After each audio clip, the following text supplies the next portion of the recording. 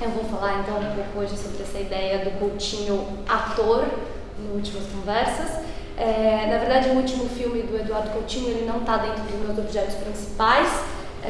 Na minha pesquisa de mestrado, eu estou tentando olhar para o jogo de cena, para o Moscou e para as canções, que eu estou reunindo aí nessa nomenclatura que eu tenho emprestado do Fábio Andrade, que vai chamar esses 3 filmes de trilogia do palco.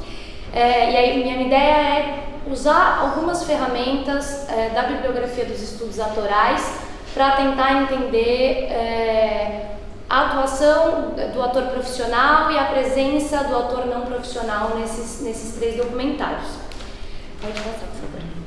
Então, mas hoje a ideia é pensar um pouco nesse jogo de autorrepresentação do Coutinho no último filme dele, no Últimas Conversas, pegando um pouco essa ideia de auto-mise-en-scène e também alguns conceitos ali dos estudos autorais.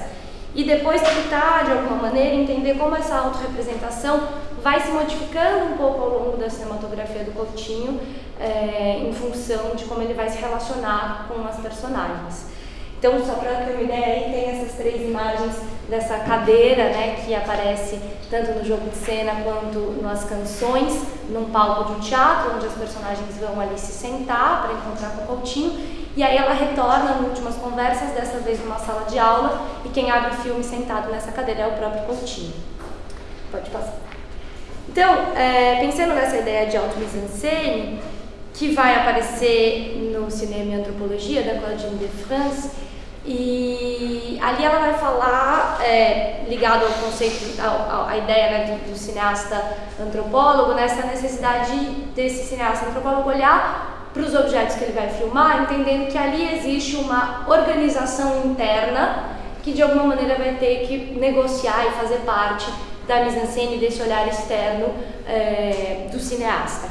E aí, ao olhar para essa manifestação, a Claudine de France vai fazer uma ressalva. Ela vai dizer: o autossublinhamento dos processos observados tem, assim, apenas um valor de produto semi-acabado, que pede que seja finalizado através de uma mise-en-scène do cineasta, que lhe conformaria os traços. É assim que deve ser entendida toda a relação de coincidência entre a auto-mise-en-scène do processo observado, em virtude da qual as pessoas filmadas sublinham por si mesmas certos aspectos ou certas fases de sua ação, e a mise-en-scène do cineasta. Ou seja, ainda que exista essa organização interna do corpo filmado, ela vai ter que encontrar pontos de encontro e de conflito com a mise-en-scène do realizador, né? E ao apontar o seu olhar para esse corpo filmado, o cineasta vai também, de alguma maneira, elaborar uma personagem de si mesmo nesse encontro, né? No momento em que a câmera está ali para filmar esse encontro, e isso pode ou não fazer parte do resultado final do filme. Pode passar. Eu acho que o Últimas Conversas é um bom material para a gente tentar entender essa autorrepresentação do Coutinho, porque é um filme que foi finalizado depois da morte dele, né? Então o Coutinho participou das filmagens, mas não chegou a entrar na ilha de edição. Tanto é que o filme é apresentado, não sei se dá para enxergar o que está escrito, mas tem escrito Últimas Conversas, um filme de Eduardo Coutinho, montado por Jordana Berg e terminado por João Moreira Salles. Os créditos apresentam assim o filme. E aí, então, nessa tentativa de fechar esse filme já sem a presença do Coutinho na montagem, João Moreira Salles e a Jordana Berg vão fazer essa opção de montar uma espécie de filme inventário, né, que vai deixar muito presente no texto fílmico tanto os métodos do Coutinho no confronto com a personagem, mas principalmente a maneira como ele vai se autorrepresentar no trato com a equipe, no diálogo com quem se coloca ali diante dele, enfim. Tanto é que, como eu disse, o filme abre, então, com essa cadeira, com o Coutinho sentado nessa cadeira, retomando ali uma espécie de imagem que a gente já tinha visto no jogo de cena e nas canções, só que dessa vez é o próprio cineasta sentado em frente à câmera.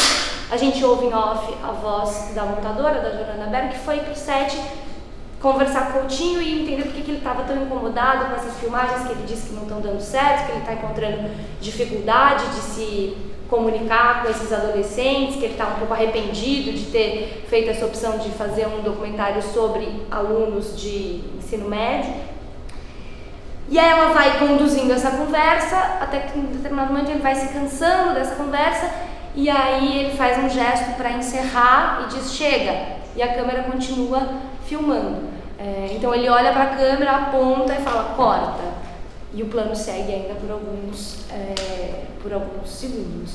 Ou seja, aí, ao se colocar nessa posição, de alguma maneira o cineasta vai se tornar uma espécie de personagem coutiniana, né? E vai de alguma maneira perder até um certo controle ali, até da própria duração desse plano, né? Que tanto no momento da filmagem se estende, quanto depois na montagem, com a ausência do Coutinho, também se opta por manter esses segundos a mais depois do anúncio de corta do diretor, né? Pode passar. Nesse artigo, a mise-en-scène no documentário, o Fernão Ramos ele vai tentar circunscrever de alguma maneira o lugar da encenação dentro do documentário. Ele vai fazer uma análise do jogo de cena e do Santiago, do João Moreira Salles. E aí ele vai dizer o seguinte, ele vai dizer que a presença do que ele chama de sujeito da câmera, que de alguma maneira encontra um paralelismo com o que o Coutinho vai chamar de sujeito filmante, transforma a ação do sujeito filmado em representação. Mas, ao mesmo tempo, ao fazer isso, esse sujeito da câmera, ele também vai se apresentar como um personagem, né? Que pode ou não estar evidente na obra. Então, o Fredão vai falar que um corpo em cena vai carregar uma camada psíquica que ele vai chamar de personalidade. E que essa camada, ela pode estar presente ou não no filme, mas ela não corresponde necessariamente à pessoa a quem ela pertence, uma vez que essa personalidade apareceria só no momento do encontro catalisado ali pela câmera. Se a gente for pensar um pouco na bibliografia dos estudos autorais, a gente poderia entender que isso que o Fernão está chamando de personalidade encontra também algumas ressonâncias na ideia de persona, nessa camada de autorrepresentação que vai surgir no momento da filmagem. A Jaqueline Nakache, no Ator de Cinema, ela vai dizer: a notoriedade do ator estrela privilegia uma dinâmica ator-persona em detrimento da relação ator-personagem. Qualquer ator conhecido traz consigo um subtexto composto de personagens que tocou ou que o tocaram. O Coutinho não era um ator profissional, mas era um sujeito conhecido, né, do público, e que, ao aparecer ali no seu último filme, vai carregar, de alguma maneira, os traços das relações que ele foi estabelecendo com os personagens nos filmes anteriores, vai carregar os traços do método dele ali para o quadro. Pode passar. Então, esse corpo do cineasta, ele vai aparecer inscrito no quadro e na banda sonora do filme de uma maneira bastante mais insistente do que nos filmes anteriores, né? Então, na banda sonora, por exemplo, a gente tem a voz do Coutinho muito mais presente do que nos filmes anteriores. Então ele vai fazer perguntas, ele vai muitas vezes interromper as respostas, complementar coisas da resposta desses jovens, ou então na opção que a montagem faz por manter o que seriam os tempos mortos ali entre uma entrevista e outra, que a gente continua vendo a cadeira vazia entre um entrevistado e outro, e ouve em off o Coutinho conversando com a equipe, reclamando das filmagens, querendo acender um cigarro, ou dando alguma indicação para a mise-en-scène, enfim. Diante disso, eu acho que a gente consegue entender mais ou menos como aparecem duas formas de representação do Coutinho nesse filme, né? Então, de um lado a gente tem uma representação dessa figura do documentarista, esse Coutinho cineasta que vai dar indicações para a mise-en-scène, vai dar indicações para os personagens, dizer, então agora você levanta e vai até aquela porta e deixa aquela porta aberta, né? Ou vai dizer alguma coisa para a câmera, cantar algum movimento de câmera, enfim. E, por outro lado, aparece um pouco a representação desse papel desse Coutinho que vai se envolver afetuosamente com algumas das personagens. Então a gente vai ouvir a voz dele em off dizendo: vai com Deus, tomara que você fique na montagem final do filme, né? Mostrando como vão se, de alguma maneira vai haver um envolvimento ali. Aqui só então esse trecho que eu comentei dessa sequência inicial do filme, em que ele aparece um quadro e colocar um plano. Pode passar. Então aqui alguns exemplos de como o corpo do Coutinho aparece inscrito no quadro, né? Então, principalmente nessas situações de cumprimentar, de acenar para a personagem, de indicar, né? Então a saída ali, você vai sair por aqui e tal, de manipular objetos que passam do entrevistado para a mão do Coutinho, rompendo ou então ao menos encurtando essa distância entre a cadeira do documentarista e a cadeira do entrevistado. E é interessante ver como as mãos, principalmente do Coutinho, aparecem muito em detalhes, e essa mão enrugada, que você vê que é a mão de um senhor, invadindo um quadro de personagens de corpos jovens, né, de adolescentes, até de uma criança no final. Pode passar. Falando um pouco então dessa manipulação dos objetos, que aparece em Últimas Conversas, eu peguei emprestado então esse conceito de objetos expressivos do Narmor, que vai aparecer no livro Acting in the Cinema, onde o Narmor vai falar da importância desses objetos expressivos, da maquiagem, do figurino, na possibilidade de alargar a expressividade, a expressão desses atores em cena. Isso aparece em Últimas Conversas, mas aparece também na trilogia do palco. Então, em Moscou, por exemplo, a manipulação dos objetos é muito importante. Então, o tempo inteiro a gente vai ver em cena fotografias de família, cédulas de identidade, objetos pessoais dos atores do Grupo Galpão, que vão ajudar esses atores a cumprir essa tarefa a qual eles são convidados pelo Coutinho de montar uma peça do Tchekhov. E então esses materiais, esses objetos vão trazer para a cena a memória emotiva desses atores, porque são objetos que pertencem a eles, mas ao mesmo tempo vão transformar em alguma medida os corpos desses atores, uma vez que eles vão sendo ressignificados. Então uma fotografia de família vira gravata, uma saia vira colar, e esses corpos desses atores vão mudando em função desses objetos. Nas canções, o uso dos objetos aparece de uma maneira diferente.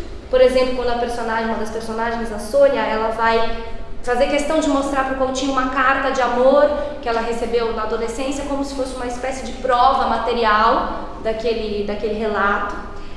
O que acontece também nas Últimas Conversas, quando a Tainá, que é uma das adolescentes, vai entregar o diário para o Coutinho ler, e a gente vê em detalhe o diário e ouve em off a voz do próprio Coutinho lendo ali o que ela escreveu.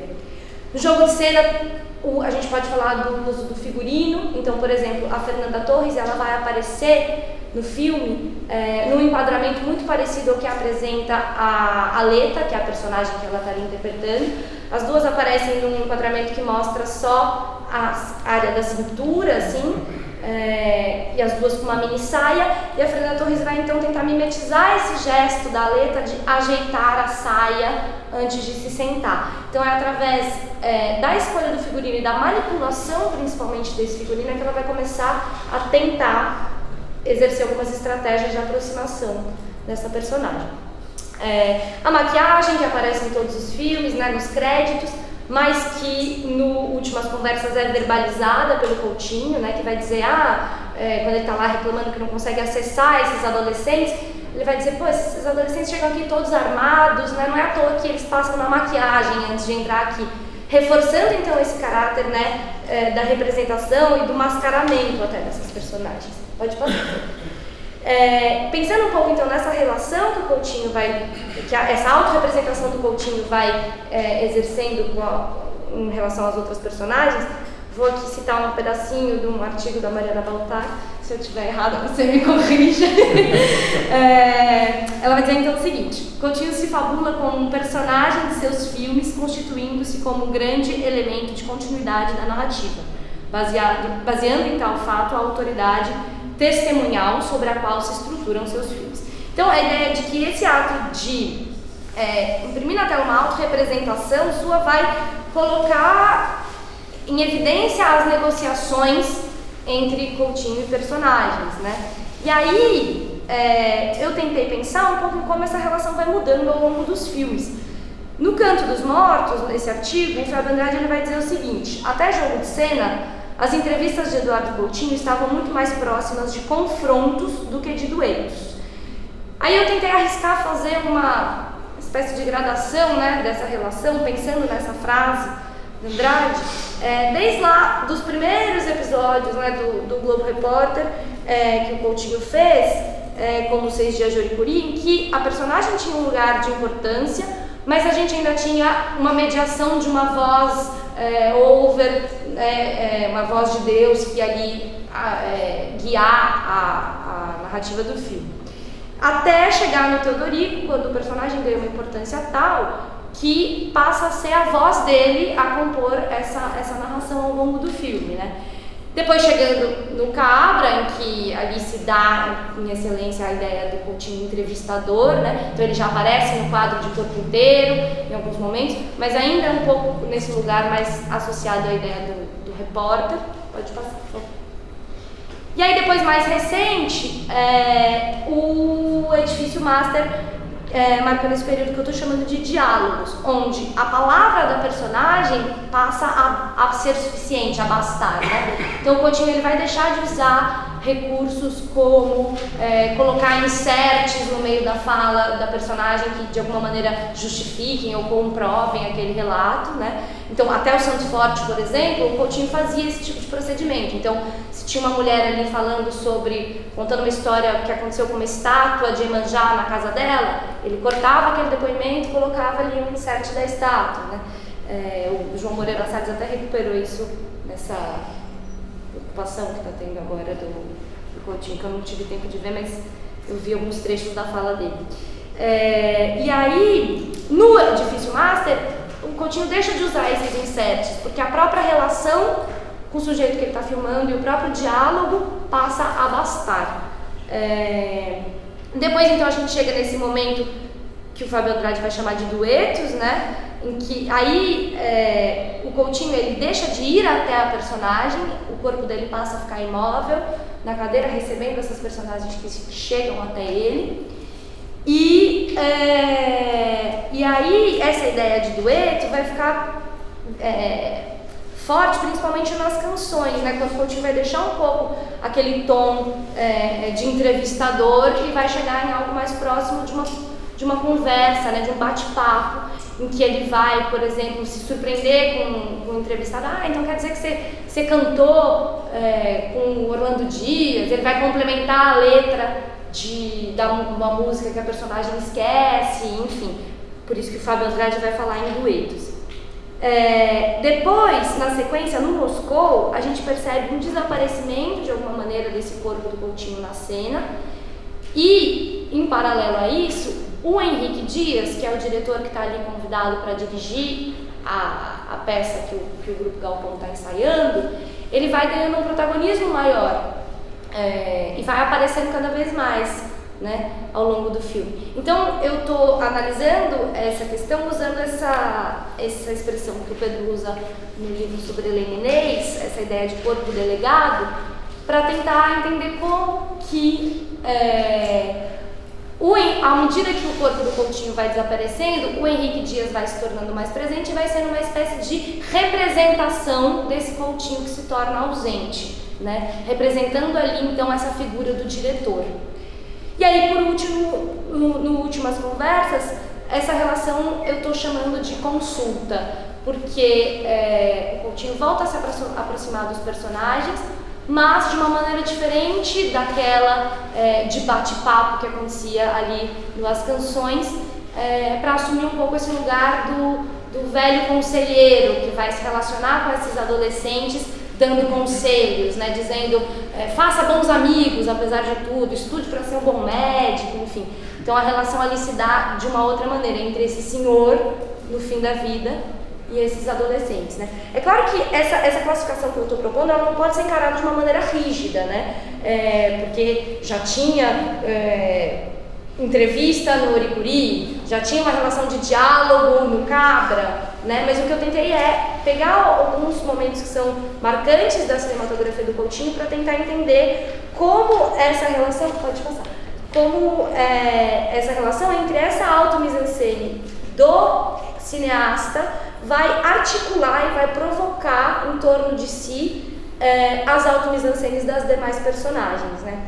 Só para terminar então, no Acting in the Cinema, o Narmer vai dizer: as pessoas em um filme podem ser vistas em 3 diferentes sentidos: como atores interpretando personagens teatralmente, como figuras públicas fazendo versões teatrais de si mesmos e como evidências documentais.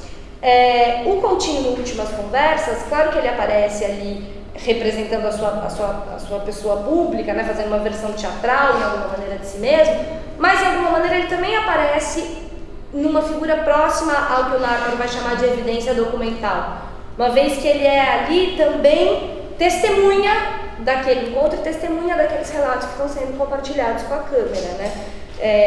E então, com quem ele vai ali negociar as bases dessa relação diante da câmera.